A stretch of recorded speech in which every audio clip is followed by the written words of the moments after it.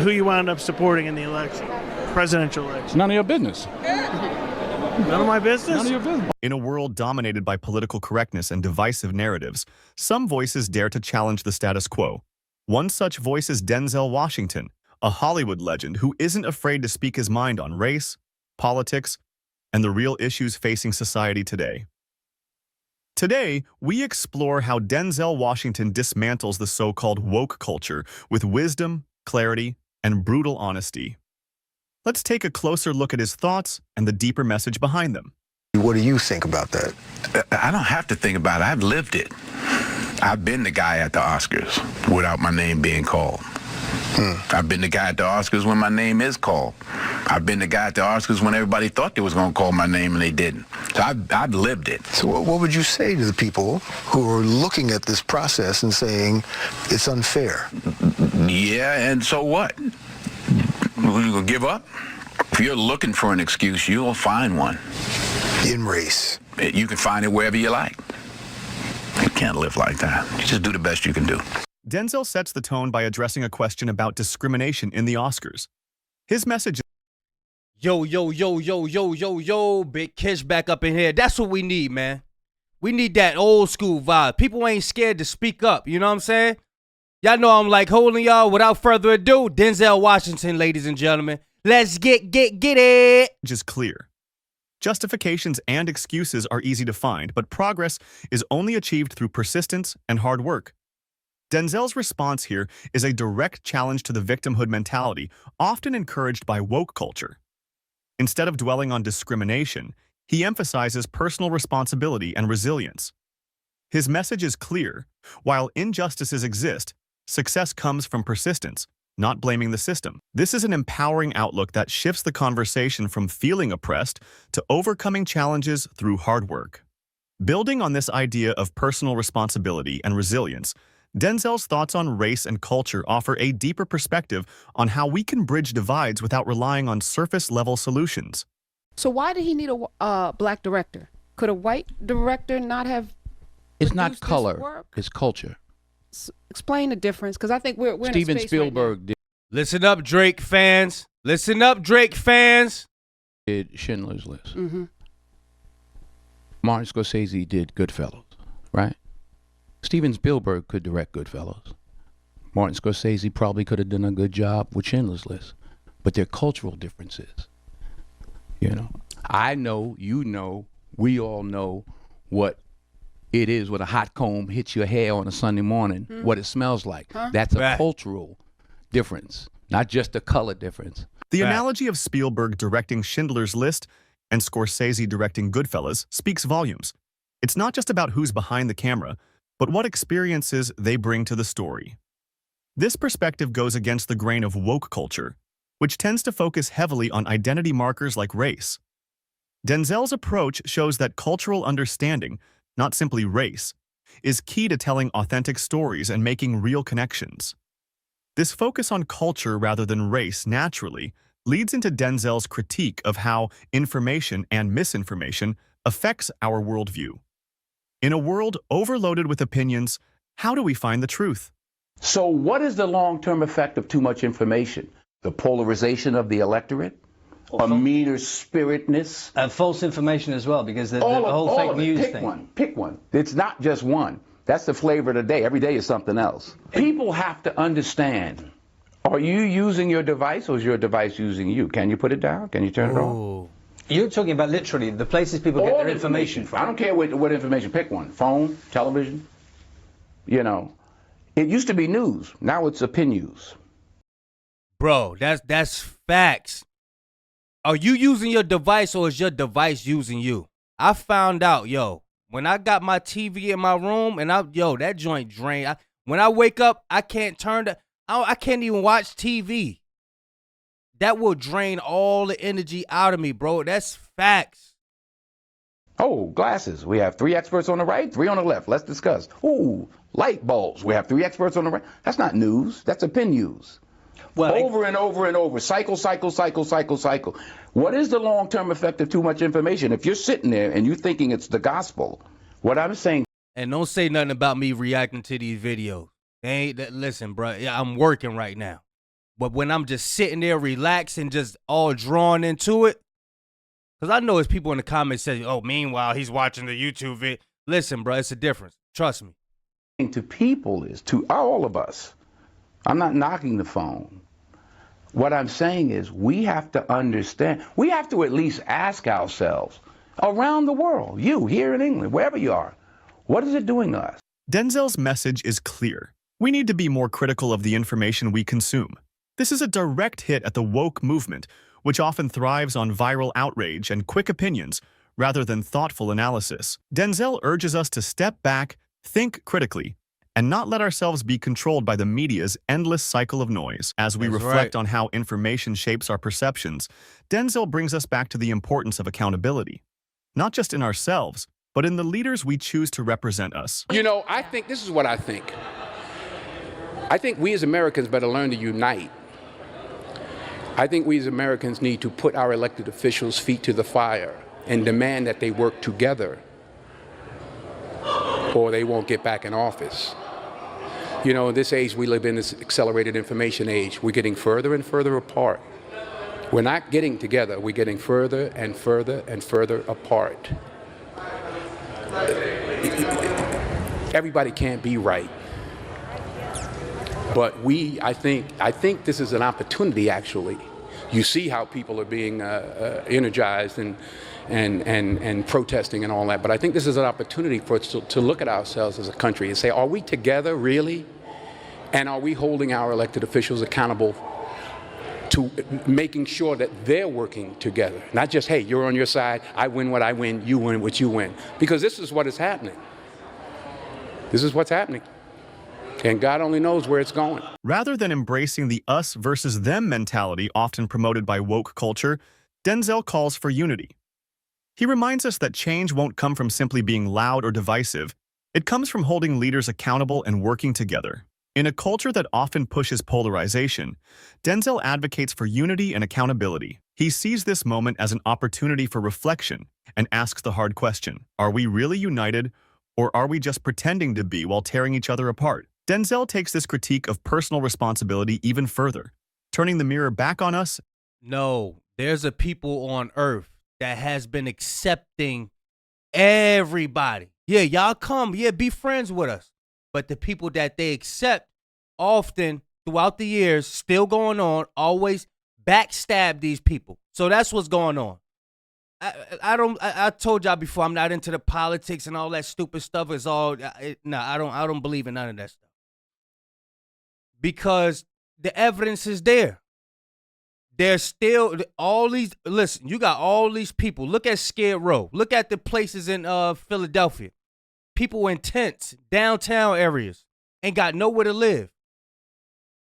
You mean to tell me we the powerfulest country and we can't get these people a place to live? That's what I mean. Like, there's people who don't have us in their best interest, and the evidence is there. How many presidents you got? How many presidents you need to have to tell you, yeah, we're gonna make a difference. We're gonna make a difference to get in office that don't make a difference. Like, how many times they got to do that? We're not doing that. And our families. If we want to see real change, it has to start from within. I think it's more important to make headway in our own house. By the time the system comes into play, the damage is done. They're not locking up 7-year-olds. Yeah. You know, I was in Chicago a couple of 3-4 weeks ago, and we saw these little kids on bikes with masks on the side of their head, like 5 or 6 of them. And the driver said, yeah, they're little yummies. I said, who? He said, little yummies. Look up, Google Lil Yummy. Lil Yummy was an 11-year-old murderer.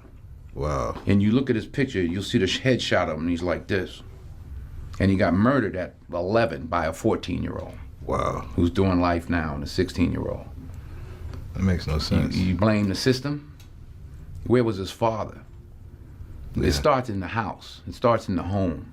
Tupac. And yeah, well, my father got locked up. Well, where was his father? Yeah. You know, like I did talk about my 3 closest friends, and they did, 15 to 25. One did 28, this and that. I was the only one of the 3 that had a father in my life, even though my parents were together. But I still had a father who was a gentle man and a good example, and they didn't. We can blame the system if we want, but they didn't lock any of us up at 7. Yeah. We were all doing enough to get locked up at 13. My parents sent me in another direction. They didn't have anybody to help them, and they kept doing what they was doing, and the system got them. So Denzel places the weight of responsibility not on systems or external forces, but on the foundation laid at home. This is a sharp critique of the current culture, which often focuses on blaming external systems. Denzel turns the mirror back on families and communities, reminding us that change begins in our homes, long before outside influences come into play.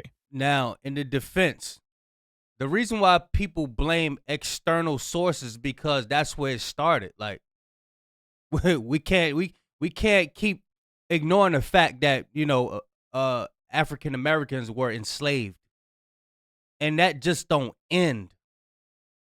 There's still some disadvantages out there. African Americans don't own DMVs. African Americans don't own Walmarts. We don't own grocery stores. We don't own Targets. We don't own parking lots. I mean, we just getting started with T-shirt businesses and, you know, nail businesses and barbershops. That we just getting started doing that. We just getting started knowing how to start a LLC. We just getting started versus people who've been doing this for years. Our face ain't on the dollar bill, on none of the dollars. Now imagine the effects that it would have on our psyche if we did have our face on the money. Imagine the inspiration that would give us. So yeah, that's why people blame outside sources. And I see the narrator trying to get away from that. The narrator got this pull yourself up from your bootstraps type of mentality. But you can't ignore where we came from. You know what I'm saying? You can't ignore that, bro. I don't know if that's AI or not, but you can't ignore that. This notion of unity and accountability. We are still affected. We are still affected by the you know, being enslaved. We in these little apartments. We don't. If our ancestors did leave us some land, there's things set up where as though that the land gets taken. And a lot of our ancestors, they don't know how to go to the city hall and fight for the land and little paperwork. Y'all always changing up paperwork. Oh, this the law now. Oh, I thought this was the law. No, we just changed it last night. You know what I'm saying? Like, there's a lot of demonic things going on behind closed doors that people ignore because they don't want to face what they done in the past. Now that's the realness of it. But Denzel Washington understand, you know, where I'm coming. It's just that he had to he got to keep it basic because of who he is. You know what I mean? So I don't think Denzel Washington is ignoring where we came from and all of that. It's just that, you know, you got to be politically correct when you on camera. Accountability ties back to how we engage with each other, especially across racial and cultural lines. Denzel's next insight touches on the essence of building genuine human connections. You know, race relationships have to do with race relationships. You're white or whatever you are, I'm black or whatever I am. We're standing here talking now. That's how we get things done. You can't legislate love. The President of the United States can't legislate us into liking each other. We have to step forward and ask questions about each other and engage. There's no law that says, oh, because I'm president, you all got to get along now. So it's up to us. Denzel underscores we have to engage. How could you engage with somebody who's faking? How could you engage with somebody who really don't want to engage with you? They act like they want to engage with you, probably for the cameras or something, but really it's in their blood not to engage with you. Like I said in the beginning, we always been a welcoming people. Yeah, come to our land. Yeah, you know, live on our land. What happens after that? Backstab you. So yeah, there's a people on this earth. Y'all got to figure out who these people are. There's a people on this earth who has a perpetual hatred towards another people. That's what the Bible says. It says these people has a perpetual hatred towards these other people. So y'all got to figure out who these people is. I can't tell you on here. That meaningful relationships between races are built through communication, not through laws or policies. The government can't force people to understand each other. It's up to individuals to make the effort to engage and connect. This is a direct critique of woke culture's reliance on legislation and top-down approaches to solving racial issues. Denzel's point is simple. Real change happens through dialogue and human interaction, not through rules and regulations. It's a call for personal responsibility in building bridges between communities. As Denzel calls for stronger communication and responsibility, he reflects on his own life experiences, reminding us that hard work and personal accountability are key to success, something he's lived through firsthand. When I was 20, I worked for I grew up in Mount Vernon, New York. I worked for the sanitation department. I was a garbage man. You were a garbage man? I was a garbage man. I worked the back of the truck, 22 square blocks. That's hard. Doing movies, there's nothing that we do in the movies that's hard. I used to deliver for United Parcel Service on a truck. Right. That was hard. Yeah. This is a joke. Yeah. His point is clear. Real work, the kind that shapes character, is found in the everyday struggles of ordinary people. Hollywood is nothing in comparison. This comment cuts through the illusion of celebrity and reminds us that success comes from real hard work, not from fame or popularity. In a world where woke culture often elevates celebrities as moral authorities, Denzel grounds the conversation in reality, reminding us where true value lies.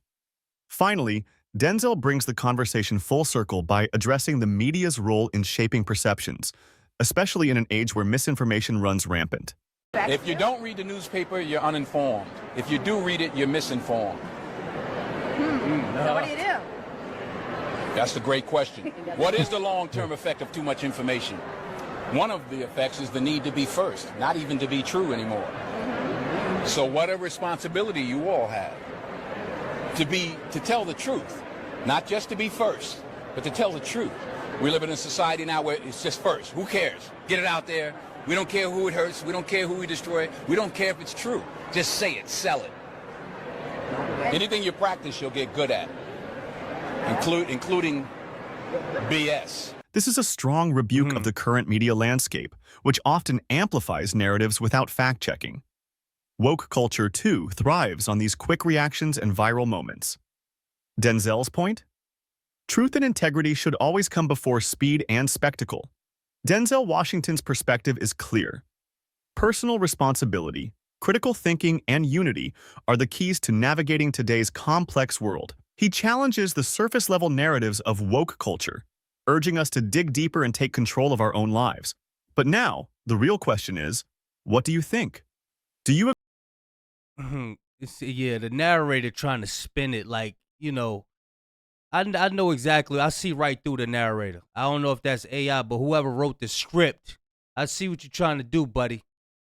You're trying to push that, we just need to forget about where we came from. Like, it's not affecting us at all. When you go out to all these country places, you see all these acres of land. Why we cooped up in these small little... People who think they got a big house don't got a big house. People in these little apartments, man, there are people, single families, on 20, 30, 40, 50 acres of land. Do you know how much land that is? And the land has been taken. We need land. For everybody talking about, you could go out and, grow this food, grow that food. Land costs. Why do it cost all of a sudden? Why do land cost? I should be able to go out and be like, this is my piece of land right here. All right, there's enough land for everybody. But no, there's a greedy people on this earth who don't know how to stop taking. That's what it boils down to. There's a greedy people on this earth. I don't know who they are. Y'all got to figure that out for yourself. Big Kiss signing out. I'm gone.